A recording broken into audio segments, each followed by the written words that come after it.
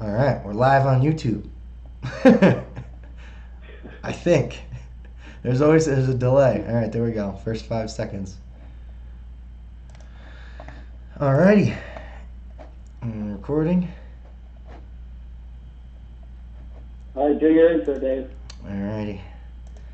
Welcome into Dave's Dugout. This is your host, Dave Hacker. It's coming. Hang on. All right, recording. Sounds good. Got Kyle on the line. All right, welcome, people. Here we go. All right, ladies and gents, boys and girls, welcome back. Episode 84, Dave's Dugout, special edition. We have two-time champion of our fantasy football league on the line, Kyle Hoffman. How's it going? What an intro that was, Dave. Thank you for pointing out that I'm two-time champion, soon to be three-time this year with the team I just picked up. I'm doing pretty good. Feeling pretty good about my fantasy year this year. Wow. Yeah, he's the only guy in our league to hold the trophy twice. I had to. You have to mention it. I'm not oblivious. I think there's another actually, Dave. I think Tony's got two championships. You're right. Who would have thought? It's the one person who you think would have him, and then the other person. I mean, he did a good job both times, so he earned it, and he beat me for one of them. So I can't really talk any crap. Oh my god, I forgot he won twice. Oh, that's crazy. Yeah, Tony. So this actually kind of rolls into the first thing I wanted to ask is for people. So people too, we're gonna do strictly fantasy football today. There's other stuff going on in the sports world, but I feel like this weekend, most people are probably even drafting right now, or next weekend I think will be the big weekend. I think most people will draft. ESPN's been doing they did their like 24-hour thing that they always do every year. I think the other day. So we're kind of going to talk. I want to talk about our draft strategy for people going in, just kind of like key things, because nobody's psychic, so there's never going to be a way to like do this, this, and this, and you're going to win your fantasy league. That's just not how it works. Nobody can predict the future. But I think there are things you can do leading up to help yourself, if that makes sense. I don't know. Do you have like a similar like overall thought process of it? Well, yeah, you know me, Dave. I was doing mock drafts for a week before our draft, so I'm the king of preparation.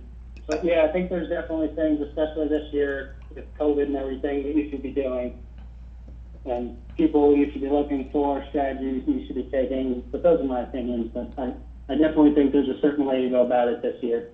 No, so that's actually a good point because I've never been a mock draft guy, so this is cool. So we'll get into that because the first thing I wanted to say is, oh God, what was it?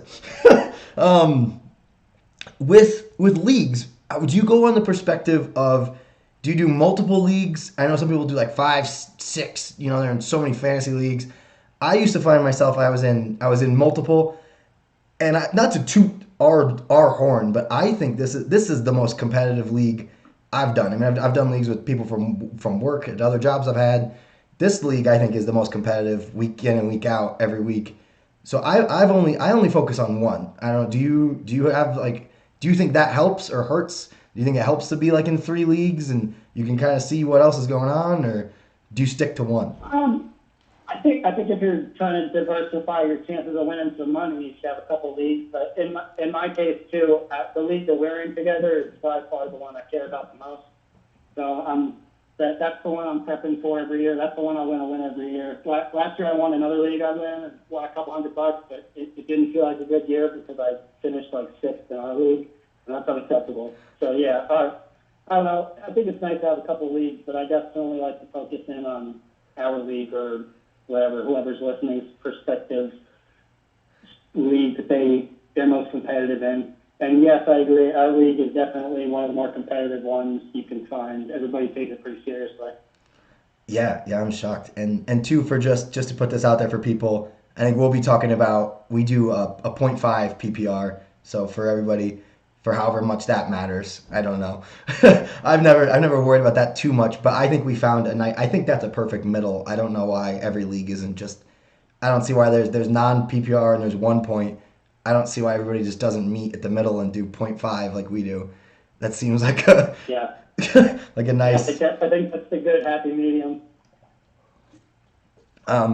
So kind of, I guess we'll start talking about kind of our thought processes going in. We drafted last weekend. Um, Really, the only thing I kind of would recommend to people, I've always been like a pen and paper guy, and this year I didn't have. I like to like cross off on a list the people that got drafted.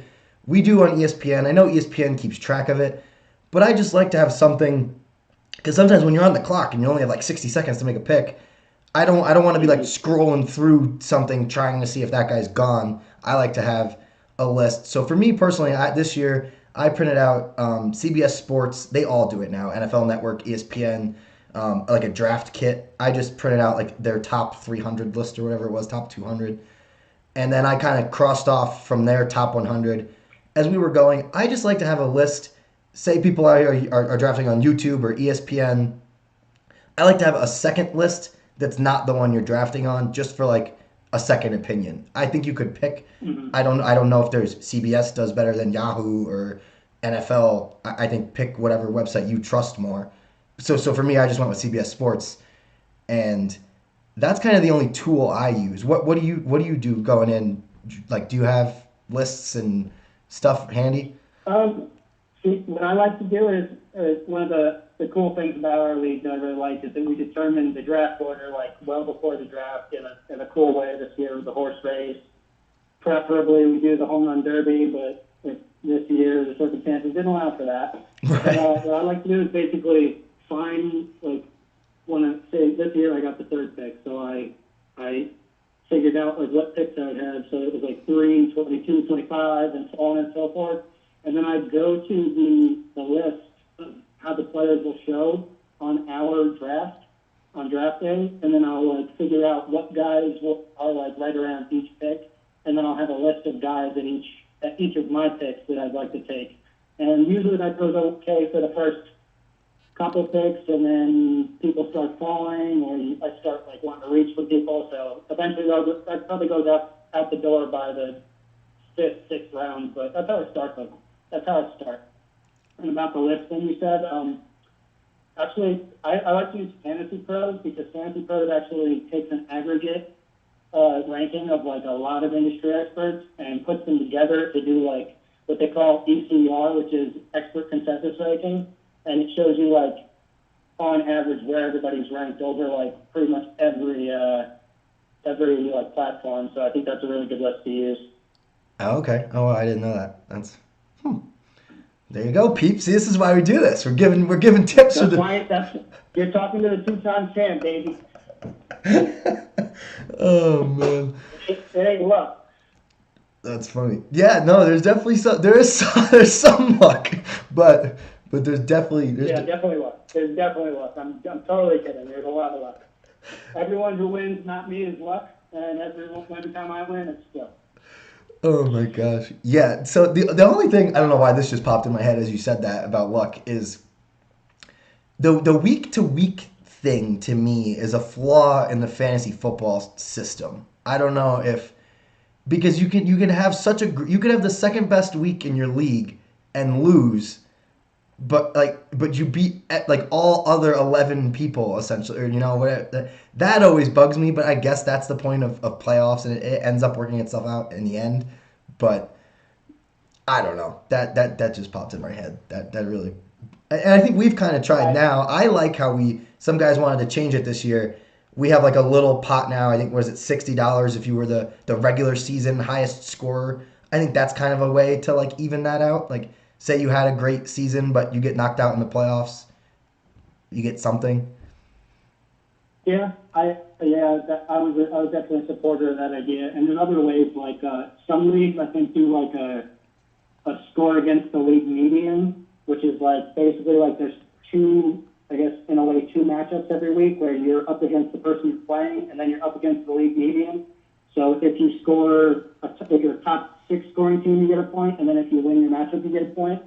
So that's a good. I think that's a really good way to kind of counteract those horrible weeks where you score the second highest and lose to the first highest, and someone else scores the second lowest and beats the very lowest. So I think that's a good way to kind of counteract that. Huh. Yeah, that's a good point. Um, so yeah, so two. Let's see. What else? I was gonna say. So the PPR are so another thing we did, which I think people should look into if you haven't drafted yet. I don't know how serious your leagues are, if you can change your settings, but we added two roster spots essentially in our league, which I think was a really good idea, and was actually your idea.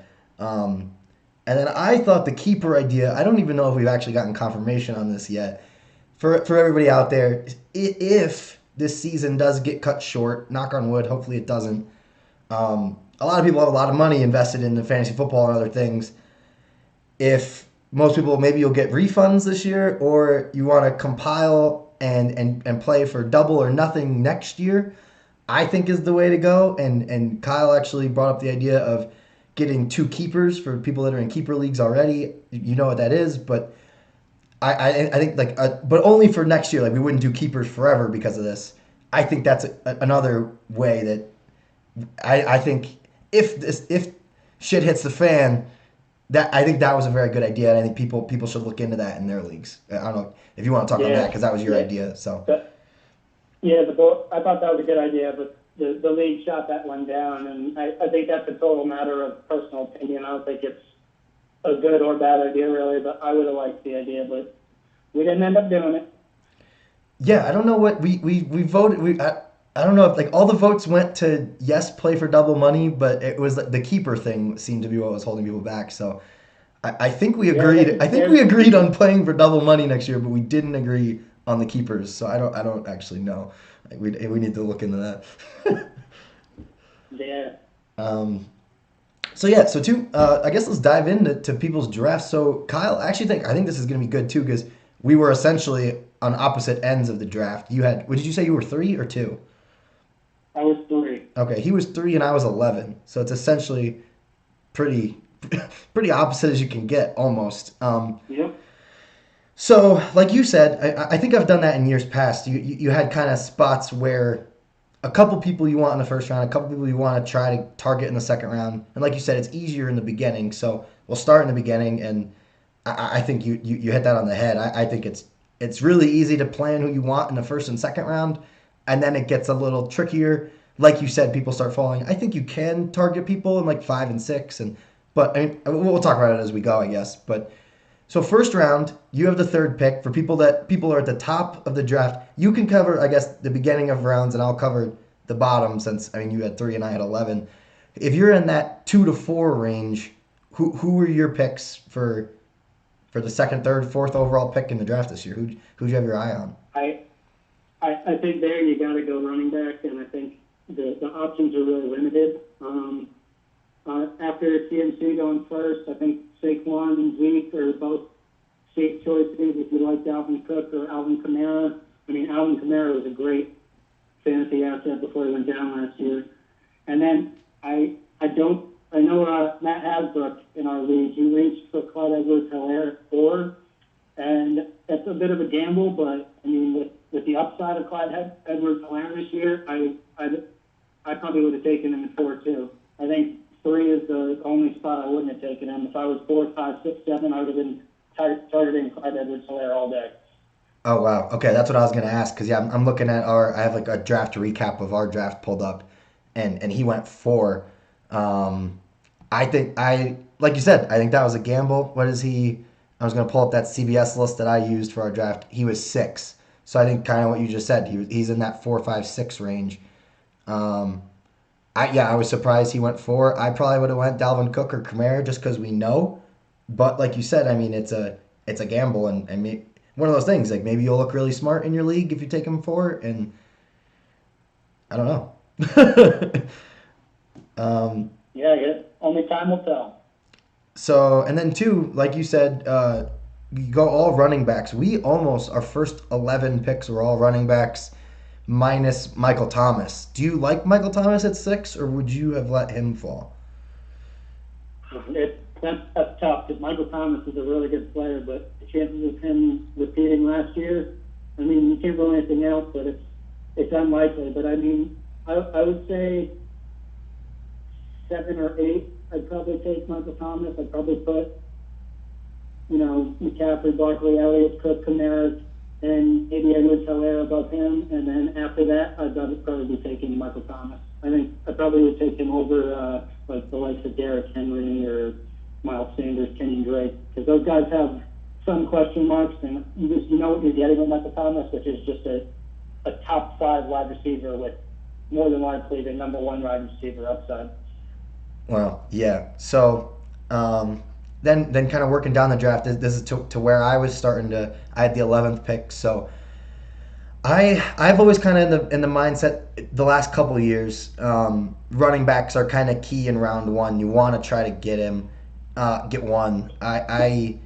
I don't know. Like you kind of said, I don't know if I would have taken Michael Thomas in that 5 to 9 range. I think I would have rather had one of the Dalvin Cooks or Josh Jacobs, Henry, Joe Mixon. All these guys went 7, 8, 9, 10 in our league, and I thought I was going to get one of them. I thought people were going to start taking a couple wide receivers, as in Julio or DeAndre Hopkins or Devontae Adams, but no one did. So I kind of felt like I had to take a running back, even though I wasn't in love with one at 11. So I don't know if other people are going to find themselves in this spot. In hindsight, this is the only pick of the draft I think I would say I regret. I think I should have went for Julio, but in my mind I was doubting myself and told myself to get a running back. So I guess it's up to people. Would you go for Julio there at that 9, 10, 11, or would you take a running back just to say you got a running back in the first round? What should people kind of be doing at the bottom? I don't know. I can't blame you for drafting Julio Jones if you like him and you want to draft him. I can't blame you. Every year he has less touchdowns than you think he'd have. So 1 year he's got to just explode for touchdowns. But I'm under the mindset that you got to get your running backs early because the running back position spins out so much quicker than the wide receiver position. So, but I don't think it's a bad thing what you did taking a running back. I think you can go running back, wide receiver if you're the 10 and whatever that translates to in the second round. So you go Julio and then come back with like Josh Jacobs over there or something. But it's really a matter of personal preference that early. Yeah. So and I kind of so I ended up. Actually, this is funny. I ended up getting 2 guys on the same team in the first 2 rounds, which I also usually is a red flag. I would advise people not to do it. I did it, but I went with Kenyon Drake and DeAndre Hopkins. I don't know if that was smart, so we'll see. Honestly, part of me, I'm not even gonna lie, I was thinking DeAndre Hopkins was on the Texans. So I mean, Don't admit that. there's people don't fall in that trap. So yeah, I don't know. That's I think that 11, 12. I mean, so I had 11 and I was debating getting Julio, and then Julio went at 12. So I think if you're finding yourself in that spot, it's gonna happen. If you want him, take him, because I was thinking I had 11 and what is that, 12, 13, 14 then. I was thinking I was just gonna get him at 14. So for people, I mean, just so you know, it's not going to happen because it didn't happen for me. My thought process was there was 2 picks in between me, but only one guy, which was Chad. I was like, well, what are the chances one guy is going to take the guy I'm looking at? Don't ever think that way, because guess what? That guy is probably going to take your guy. So that's my advice to people there. And that's kind of always another mindset I've had too in drafts is I don't mind reaching for people, because I'd rather reach for them and get them than wait and have them stolen from me. Do you kind of agree with that too as a long-term idea? Yeah, absolutely. If there's guys you're really high on, I think I said it during the draft. You got to go get your guys. I think we're not quite at round 3 yet, but I reached pretty far for James Conner in the 3rd round. Probably picked him. I mean, what was I? Probably the 25th pick, and he's probably the 40th ranked player, so it's possible he would have fell all the way back to me at the 4th round, but I wanted James Conner. I'm really high on him, so I went for him, and I think you did the same with Tom Burley. But yeah, I think if you're high on guys, you got to go get them. sometimes earlier than feels comfortable. Yeah, yeah, I agree. And so kind of we'll go round two and then three. We're just as we were talking about it. Round two, I think almost this year, it's essentially the same as round one. I think you want to get if you want running back, get a wide receiver. You can double up on two running backs, and then there are people that are going for tight ends. I'm not one of those people. Do you like going for the tight end in round two, or would you wait? That's tough because Kelsey and Kittle this year. I wouldn't reach for anybody else, but Kelsey and Kittle are going to be monsters this year. I think so. It's definitely attractive to do that, and it's a huge advantage to have one of those two. But I will say, if you do want to do that, do not reach for a quarterback as well because you're going to leave yourself very thin at other positions. So do one or the other. But personally, I don't know. I was at that pick where I think Kelsey and Kittle are both gone, and then Miles Sanders. I was praying Miles Sanders was falling to me because he's falling all the way, and Matt has the pick in the pick before me. But I was really hoping a good running back would fall, and it didn't happen. So I picked up Godwin, which I'm pretty happy about. Oh, okay. Um, yeah, that was a good point. I think you brought up a good point with the quarterback thing too. I don't. I also am under the mindset I wouldn't reach for Lamar or Mahomes in round two and three. They went quick in our league. I don't know if it's worth the. I get why people want to because you want to have the best guy at the best position essentially. I mean you want the number one guy in every position if you could have like your fantasy football team, but I don't know if it's for me. My thought process is I don't know if the guy who scores the most points scores that many more points than like the third or fourth guy. So to me, I don't think it's worth it. Maybe it is if they have like a record-setting year, but to me, to try to guess and hope that this guy you're picking is going to have an MVP caliber year, I just think that's rare, and you're trying to catch like lightning in a bottle, and I don't know if that's possible most of the time. Yeah, I agree.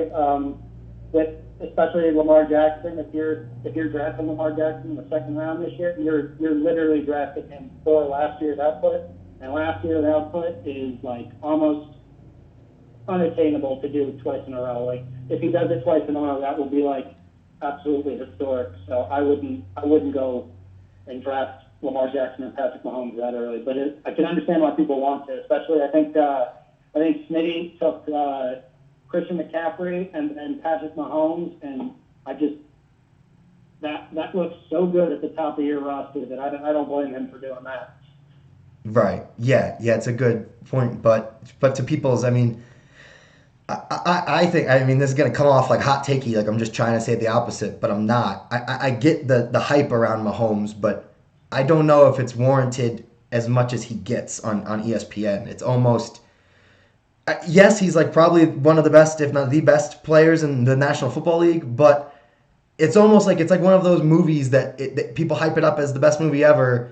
It that he's really good, but the hype is almost too much now. If does that make sense, or am I just crazy?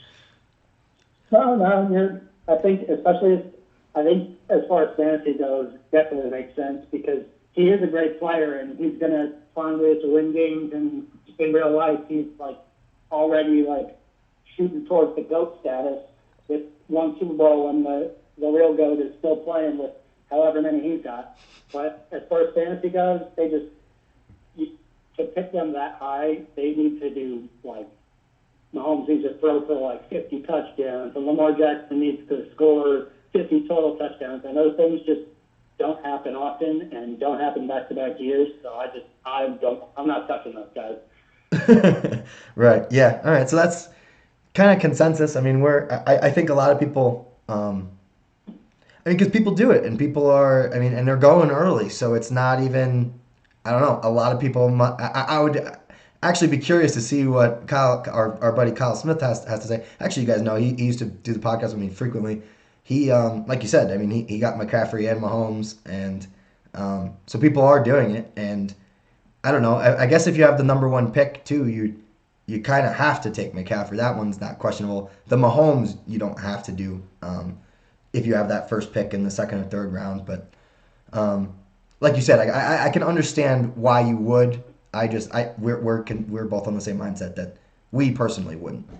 But if you're listening Yeah, and you're thinking we're crazy, I get it. But my opinion, Kyle said it too. I would stray away. Like Kyle said, I mean, get having a year like that back to back times is just, I don't know. I mean, maybe it'll happen and we'll look stupid, but the chances I think are slim.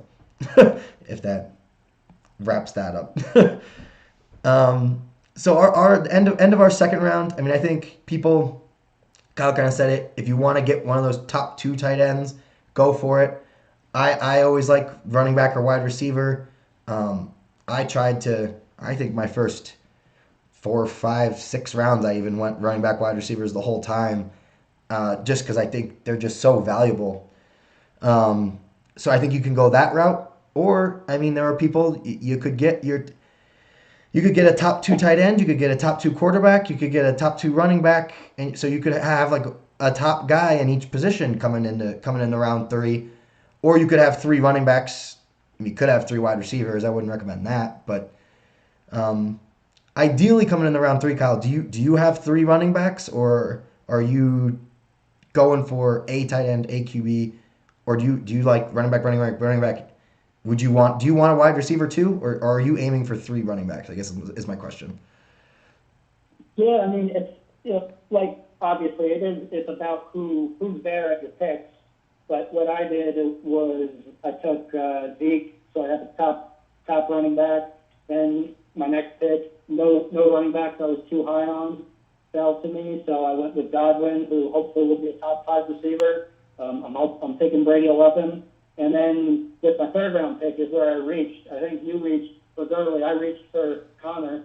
And those are two guys that were respectively really high on. And I went for it. But I wouldn't say I had a definitive plan as to I wanted 3 running backs. If 3 running backs fell to me, I never considered it because, like I said, I think wide receiver is really deep. But you kind of got to just take what comes to you. Yeah, I agree. So our round three, it looked like people kind of were still going running back, wide receiver, which I would assume. I mean, people are getting the Odells, the Thielen, Mike Evans, Amari Cooper. I was late in the round, so I actually ended up. I did back to back reaches because I almost had back to back picks. Like I was saying earlier, there's only one guy in between me and my picks, so I went for Cooper Kupp just because in ESPN he was ranked higher than Gurley, and I ended up getting Cooper Kupp and Gurley in round 4. I think I could have went Gurley and then Cooper Kupp, but Cooper Kupp is projected his ADP, which average draft prediction or whatever people say use that for. He was ranked higher, so I was like maybe Chad will want him. So I think at this point is where you kind of do the reaching, like we were saying, get the guy you want, and you're gonna regret it less. Like you mentioned, I reached for Gurley. There's a chance. Yes, his knees are bad. I think there's also a chance he finds a nice home in Atlanta. Now, this is after we drafted, but now I got a notification. The Falcons are looking to get him right about his average touches, the same amount of touches he got with the Rams. Like that 15 to 25 range, I think their athletic coordinator said. Low will be 15 and high will be 25. And I think he was averaging with the Rams those, not MVP years, but he was Offensive Player of the Year. And was it 16 and 17? He was averaging like 20 touches a game. So if he lands in that 15 to 25 spot with the Falcons, I think there's a chance he has a great year. And you got him in round 4. And 2 years ago, I mean, he was going as number 4 overall. So it's one of those ones, like you said, you can look really smart, you can look really dumb if his knees are bad and he gets 10 points this year, then it's one of those break or bust, I guess. But Yeah, I think I like Gurley too. I think he's risky, but it's about taking risks. So yeah, I think it's a good risk. And then that next pick, this is a guy I forgot about. I don't know if there's anybody in this round 4 range you were targeting. I don't know. I don't think I would have got him because I would have went with Gurley anyway. But Jonathan Taylor, I think he's kind of a guy I forgot about. I don't know if he's a guy a lot of people forget about. Um, I think he could be posed to be one of the great rookies this year, if not the great rookie. I don't know how much the Colts will help him in that regard, but I think he's a good sleeper there in the fourth round. Do you have anybody that sticks out? Yeah, I think I agree with you, Jonathan Taylor. He's behind arguably the best offensive line in the league, so he's got a very high upside this year. I wouldn't blame you for reaching for him a little bit. And then another one there. I really liked Calvin Ridley this year. I didn't get him. I think either Julio or Ridley is going to have a really good year. I don't know which one, or maybe both. Um, and then my mindset later on in the draft, I mean, we can kind of jump forward. I didn't get either Julio or Ridley, so I ended up getting Matt Ryan. I wouldn't get both if I were you. If you're one of the people who got Ridley or Julio, I think people know that. I mean, you don't. I usually don't. You don't want to pair a star quarterback and a wide receiver just in case they have bad weeks. Or I usually try to stay away from that, but um, we'll see. I Yeah, mean, some people like to do that. Stack the quarterback with a wide receiver. I have Russell Wilson and DK Metcalf, so I'm doing that. But I can understand why you might not want to. right, because it could pay off if they have a really good year. I mean, obviously, if one has a good year, the other will. So I guess it goes hand in hand. Um, Yeah. so round 5 and 6, we're getting to, I don't know if you call them second tier. I mean, second or third tier. I don't know what the word is for them, but they're running backs and wide receivers that you're not targeting obviously in the early rounds. But I think you can still get some really, I mean, solid people. I'm still shooting for running backs and wide receivers in 5 and 6. Is that your mindset too, or? Yeah, absolutely. I'd say wide receivers in this range are definitely safer than the running backs, but there are a couple of interesting running backs in this range, like the Tom Brady Buccaneers with Ronald Jones as the starting running back. Ronald Jones could be in for a huge year. So you want to take that gamble. There's a couple of really interesting rookies like DeAndre Swift. And then you got like Kareem Hunt, also a good running back candidate. But I think the wide receivers in this range are the ones you really want to be looking at, like Terry McLaurin, DK Metcalf, DJ Chark. I mean, if you like Devontae Parker, there's just so many guys who are potential breakout candidates. Keenan Allen is that far down because he's number one, but he's got a quarterback. So I definitely would be hoping in a perfect world to get running backs earlier and then pick a bunch of these wide receivers in this range. That's smart. Yeah, I like most of those guys you just named. I mean, there's even Michael Gallup. I mean, Darren Waller's a tight end, but I can see where you go there. He had a good year. The AJ Greens. I mean, these guys are falling to these rounds where I think they have, like you said, they have potential to be better than that. But I don't know. For some reason, they're falling this year. It's interesting. I don't know, but it's good for us. It's like or for people out there if you you're in this range. Then 7 and 8, Kyle. Now I'm kind of getting to the point. Now I have 2 or 3 running backs and wide receivers at each position. Now I kind of and the top tier quarterbacks and tight ends are gone. 7 and 8, I went tight end and QB. Are you still going for running backs and wide receivers, or I guess it's situational, depends on what you have. But in 7 and 8, what is your roster? What are you trying to have it look like? Yeah, like you said, it's personal preference / who falls. This is a good time if you want to take a quarterback like you did. There's a couple guys who are pretty decent: Matt Ryan, Carson Wentz, Tom Brady, Josh Allen. They could all be good this year. Or there's nothing wrong with getting some depth for your bench. You never want to fill out your starting roster before your bench because obviously you're not going to pick a kicker and a defense in the 8th round. But it's important to have depth, especially this year with potentially people being scratched early Sunday morning for COVID, and then they're out 2 weeks. You got to have backup plans. You got to have good backup plans. So I have no problem here either getting the tight end or quarterback or just continuing to build depth at the important positions, which is running back and wide receiver.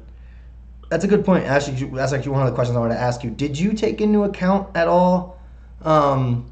There's no way to really track this, or there's no metric for it. Obviously, A, this is the first time it's ever happened, and B, again, you can't predict the future. But did you take into account at all, like, guys, types of personalities, like their risk of getting, like, testing positive? I feel like there are guys that have a track record for not following rules and stuff. Is that kind of something you took into account at all, or no? I wouldn't say so, but funny story. I actually did. I was happy about Zeke at number 3 just because he's already had COVID, and Kenny Galladay's already had COVID. So I thought that those were two safer picks this year just because they've already had it. But overall, no, I didn't think too much into that. That's funny. Oh wow, I didn't even know they already had it. So yeah, that's um, yeah. I don't know. I didn't like let it decide any of my picks, but in the back of my head there were certain guys that I was like, I don't know. They're usually not good about following rules, and they're big partiers. Like I don't know if I think it's something you could think about. I wouldn't let it factor in too much because I think it's also going to be random who gets it. So there's no way to project it in your picks. But I don't know. There was definitely something in the back of my head that I was like, I don't know. This guy might this guy might be out for a couple weeks. Yeah, I don't blame you. Um, and then yeah, I don't know. We're getting later into rounds. I don't. Do you have any? This is where I think people kind of just try to reach for headlines and guess um, breakout stars. I mean, it's definitely possible, and this is where you can probably make or break leagues. But um, again, like you kind of said, I'm just still trying to running back, wide receiver here, fill up your bench with decent guys who maybe people test positive for the virus and maybe people get hurt. These are the guys that could step up in the big roles if they need to. Is that kind of tracking? Yeah, I agree. Towards the later rounds, like I said before, you want to keep building depth on your bench with wide receivers and running backs. There's nothing wrong with that. But also, like, I think this year, most years, but this year especially, there's a lot of interesting late round tight ends you could take a stab at. If you miss out on the big guys, you could always go like breakout candidates like Jonas Smith, Noah Fant, Blake Jarwin, like one of those guys who have shown signs of being good but haven't necessarily broken out yet. So I definitely think like getting a couple tight ends towards the double digit rounds is not a bad idea because you never know if one pans out. Right. Yeah, I'm just looking too. I think this one stuck out to me. I didn't get him, but Emmanuel Sanders now in New Orleans, that he might have a breakout year. I took a rookie CD Lamb. I think could be good. I think you took Tony Pollard. Is that you? Yeah, Tony Um, Pollard's the backup for Zeke, and if Zeke goes down, Tony Pollard's a good fantasy asset. So I thought that was important for me to get him. yeah, I'm almost thinking too. Would you have taken him if you didn't have Zeke? I almost think I would still like him even if I didn't have Zeke. I kind of just like him just in case. Yeah, I mean, he gets hurt, he's going to be the number one guy, and he could be one of the best running backs in the league. I mean, I guess you could say that about any team, but I think those are the kind of the guys you want to go for, though, is you want to try to find that guy who potentially could be the number one if something were to happen. Yeah, I think that's important, especially if you have the running back. But it's not a bad idea if you don't. I think I took, if you want to even count Kareem Hunt as Nick Chubb's backup, which is very debatable. That's what I did. Because if Nick Chubb goes down and Kareem Hunt is an absolute stud, so yeah, I definitely think getting those guys who, if something happens, would become like a bona fide RB1 for you. Definitely, they're like lottery tickets to win your league. So to get one or two of them is not a bad idea. Right. And then, so kind of keep going, rounds 11 and 12. I think people are starting to take defenses and kickers. I wouldn't. I went with like a N'Keal Harry. I think Jalen Rager's on Philly. He's a rookie that I think you could reach for. Um, I don't even know who. I mean, I guess here too you could. And now there's not really any quarterbacks. I don't know. I guess you could get like a Rodgers and a Goff around here if you still need a quarterback. Are you starting to look at kickers and defenses yet here or? Um, I'd say not, just because it's such a volatile position. You don't like. I think last year, like Greg Zerloin, like the year before, he was just an absolute stud, and then like he was the number one kicker off the board, and he finished like the kicker 9 or something. So like reaching for a kicker or defense is just it's. I don't like that strategy. The same thing happened with like the Bears defense. 2018 was the number one. They went early, and then they were like the defense 10 or something, and then the Patriots were number one. And now this year, I'm sure someone took the Patriots early, and someone else takes their spot. So I would never. I always do that based on schedule. So what I did was just basically look at who had an easy schedule to start for my defense. So that's like I don't know off the top of my head, but I know the Eagles. The Eagles have like Washington and then the Giants to start or something, which are just two offenses that give defenses a lot of points. Yeah, that's a good way to look at it too. I I kind of just I think I don't know. I personally wouldn't like getting defenses and kickers here because my mindset is even if you're some people are in 10-person leagues, 12. I mean, there's 32 NFL teams and there's only 12 people in your league. There's gonna be. I mean, even if you didn't draft one, I mean, I think you have to. I don't think the websites will let you not, but I think you could essentially not, and there's still gonna be 15 defenses and kickers out there. Yeah, they're not gonna be the best ones, but I mean, my mindset is if you're getting double digit points, that's a good week for your defenses and kickers, and most of them are gonna get in that like 7 to 9 point range, or you're gonna get screwed and they get like -3 points. So I don't know. I don't really think it's worth. I'd rather be still trying to get running backs and wide receivers here than get a guy who's gonna get 11 points instead of 7 every week. I don't know. Yeah, I agree. I mean, it's nice to come across that defense or kicker that like is consistently getting you points, but there's also nothing wrong with going week to week and streaming those two positions if you really want to. Yeah, and it is stressful. I don't like it. Like I wish I had a defense that I could just forget about and it's one less thing to worry about every week. But um, I don't know. Like you said, I think that's kind of hard to guess. Like who would have guessed it was going to be the Patriots last year? So I guess it's just one of those. If you get lucky, you got lucky, and now you have a defense that you can just sit and forget. Um, but that's hard to come across. I think, at least for me. Yeah, exactly. So, I mean, people, I mean, looking at our draft, it looks like a lot of people were going for kickers here. I waited actually until our last 2 rounds this year. I don't think you have to. If there's like a team you like or you think's going to be good this year, go for it. I would like hold out on purpose until the last 2 rounds. It just happened for me that way that I just went kicker and defense the last 2 rounds. Um, and actually this year too, I went very. I think the third to last round, I got my backup quarterback, but I don't have a backup tight end. I went very heavy on running backs and wide receivers this year, and like you were saying, I think because this year there's going to be a lot of positive tests, there's going to be a lot of injuries because the season is just weird. I just think this year especially is a good year to have a lot of backup plans. And I think you kind of said that too. Is that kind of what you were doing late in the draft? Yeah, definitely. You want to. It's. I mean, it's not something you can control all the time, but it's definitely ideal to have a couple guys on your bench that you feel okay putting in your lineup if you had to. So yeah, I mean that's kind of draft wise. That's all I have to talk about. I think the last thing I wanted to hit on is, I guess you could go people too for a fantasy perspective, but I guess it revolves around the teams. Do you have any teams or people that you think like this year is going to be their year? They're going to be, I don't know, that the bad way to word it is they're going to be the Patrick Mahomes this year because that's hard to guess. But I'm really hot on the Falcons. I think the Falcons. Everybody is talking about the Saints and the Buccaneers. I think the Falcons have a chance to win that division or come in second behind one of those two. That's a Um, hot take. yeah. I think the Falcons are with if and this is dependent on if Gurley comes back strong.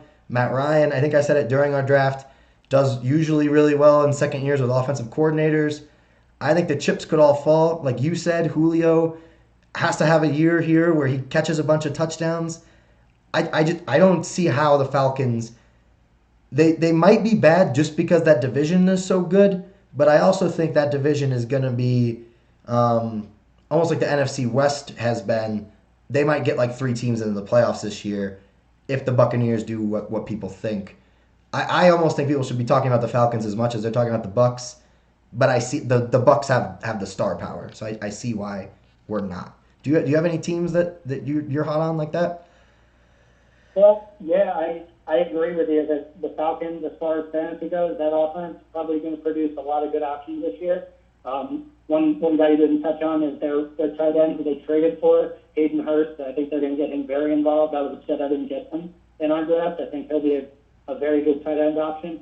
A team this year, it's a scary sentence for me to say, but the Cincinnati Bengals with Joe Burrow, like they got good pieces around Joe Burrow. If he can handle himself and bring that offense to another level, they got a couple of guys who should have good seasons. I mean, AJ Green, Joe Mixon. What's the other guy's name? Who's their slot guy? Uh, Oh, I'm blanking I'm too. blanking out on his name. I know they got Alden Tate as their deep backup, who maybe will have a couple good games. But why am I blanking on his name? Tyler Boyd? Yeah, Tyler Boyd. He's another guy. Could be their best receiver this year. They're a low key good offense, and they also this year they get back their 2018 first round pick. I think his name is Jonah Williams, and he's an offensive lineman, and their offensive lineman down like bad last year. So if that offensive line improves and Joe Burrow plays somewhat like he did in college, that they could be in for a great season. Wow. Yeah, that's a good one. I wouldn't ever thought of the Bengals. You went out on a limb, and I always tell people they should go out Oh on yeah, limbs more often, and you did it. I didn't even have yeah. I didn't even have to pull it out of you. Oh Yeah, man. I don't want to. There's a chance in like January we'll look back at this and say I was very wrong, but Yeah, just no, chances. I would have never too because I think I've gone for Joe Mixon the last couple of years and I've gotten burned, so I just couldn't find myself to do it 3 years in a row. So he's good though. I mean, maybe it's fine. It's one of those you keep doing it until it hits. It's like the lotto. I don't know, or Yeah, the whatever what is roulette. Just like keep guessing red. It's got to land on red eventually. I don't know. Um, so yeah,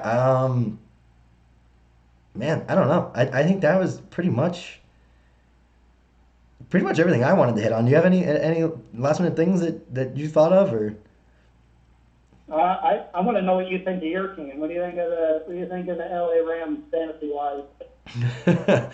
um, it's tough. I think I don't know if they're not gonna be as good as obviously the Super Bowl year, but I do think they're gonna have a little bit of a bounce back year. I think they're kind of flying under the radar a little, almost like how I thought with the Falcons. I think people are kind of thinking the Rams are gonna come in third behind the Seahawks and the 49ers.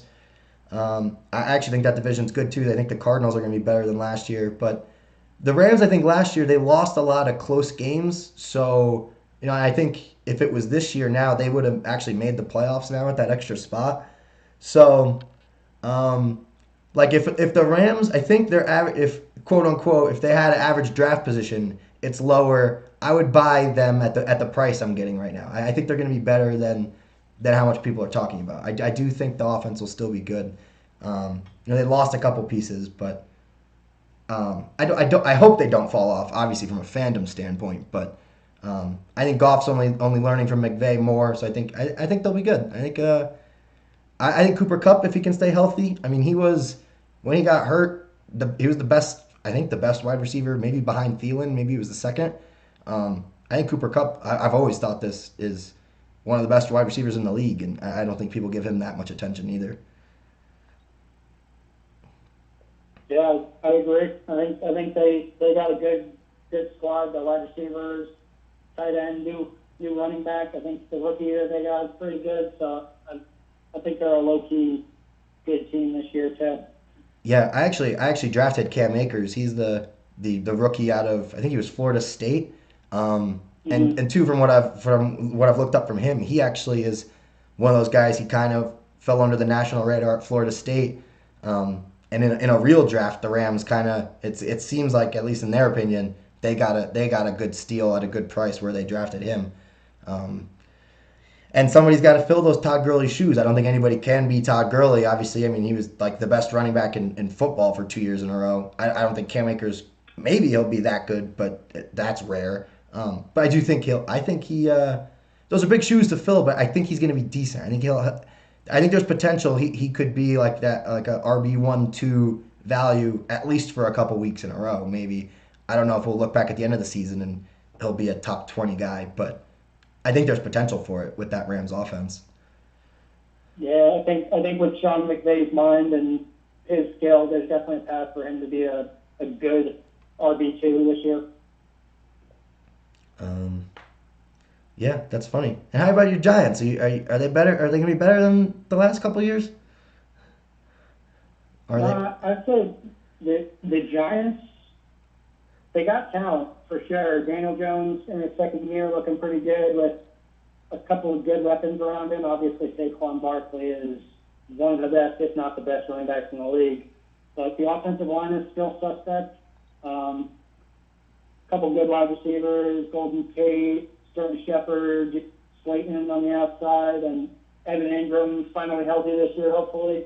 So there's definitely potential, especially for fantasy success. I think this year's, if you're familiar with Matt Berry, the ESPN guy, and his fantasy ride or die every year, he actually picked Daniel Jones as it. But Daniel Jones has such a tough schedule to start the season. I think they spent the season against the Steelers, and that defense is back to like steel curtain days. So I don't like Daniel Jones early in the season, but I think they're another team that could be good. Wow. Yeah, that might be. Is he going undrafted probably in most leagues? So Daniel Jones? Yeah. I think he's like ranked like somewhere between 10 and 15 on average. Oh, okay. So like drafted, mostly drafted, yeah. So that might be a good backup quarterback for people out there, and he'll maybe fall to waivers if he starts slow and then have a bounce back later in the season. That might be a good guy to keep your eye on. Yeah. Well. Dang. Yeah, I think that does it for me. I don't know. Yeah, I think that was a good summary of this year's targets and strategy. Yeah. I think someone listening is going to win their league because of us. Hey, yeah, somebody's got to win. Well, cool. Thanks for taking the time doing this. Not a problem. You know I love fantasy football. I'll talk all night about it. Yeah, maybe we'll have you on. Maybe we'll do like a half mid-season check-in. See how we're doing. That'd probably be cool. That'll be a serious episode where I'm gloating if I'm doing well, or it'll be a comedy episode where I'm really depressed because I am doing horrible. You're not gonna say no. You won't answer the phone call if you're in like last place. Yeah. All right. Well, for everybody listening on the pod, thank you very much. If you didn't already, like and subscribe. Go to YouTube now. I've been doing these live streams on YouTube. Gonna try to cut little highlight reels. That was advice from my little cousin to do like the Joe Rogan thing. They put up highlight reels on YouTube, so we'll see. Maybe that's coming in the future. We're gonna try. Maybe next time Kyle's on, I'll have it figured out by then. We'll try to live stream the interview, so it's not just the phone call you're listening to. We'll have like the Zoom meeting recorded live somehow. I know there's a way to do it. Just didn't want to do it this week. It's a lot to figure out. I'm still figuring out the live stream stuff, so. At least I got it to stop glitching too, so that's a good sign. The live stream's looking strong still, 30 minutes in. All right, thanks again, people, and we'll see you next week. Cool. Adios. Alrighty, cool. Yeah, thanks again, Kyle.